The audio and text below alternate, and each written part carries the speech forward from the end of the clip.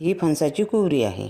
लहान फणस आहे म्हणजे कोवळा फणस आहे. फणस कापून त्याच्या उभ्या बेशी करायच्या आणि आतली पाव आणि बाहेरचे काटे असतात ते तासून टाकायचे.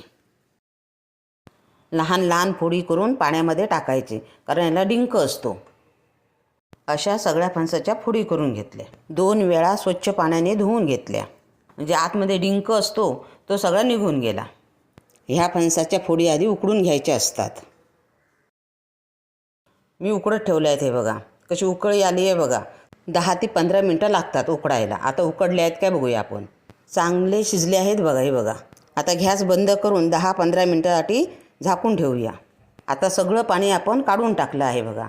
पाट्यावरती किंवा खलबत्त्यामध्ये घालून ह्या फोडी आपण बारीक करून घ्यायच्या आहेत. चांगलं शिजल्या तरच ते पटकन बारीक होतात आणि परत आपण भाजी फोडणीला देतो त्यावेळी पाणी पण लागत नाही. अशा प्रकारे बारीक करायचे आहेत. हे बघा सगळ्या फोडी बारीक करून घेतल्या आहेत. हे बघा अशा प्रकारे मीठ, लाल तिखट घालून सगळं व्यवस्थित मिक्स करून घ्यायचं. आता फोडणीची तयारी करूया. तेल तापलं की मोहरी, नंतर कांदा टाकायचा. कांदा लालसर होईपर्यंत तेलामध्ये परतून घ्यायचा. नंतर कढीपत्ता, मिरची टाकायची बारीक चिरलेली हिरवी आणि ती परतून घ्यायची. हळद घालायची. आता मिक्स केलेली भाजी घालायची आणि चांगली व्यवस्थित परतून घ्यायची. तेलामध्ये वाफेवरती शिजवून घ्यायची. पाणी अजिबात घालायचं नाही. बारीक गॅसवरती 10 मिनटं तरी शिजवून घ्यायची. चांगली भाजी मुरायला पाहिजे, मग सुंदर भाजी लागते. वास पण एवढा सुंदर येतो आहे बघा. तुम्ही पण असा फणस आणून भाजी करून बघा.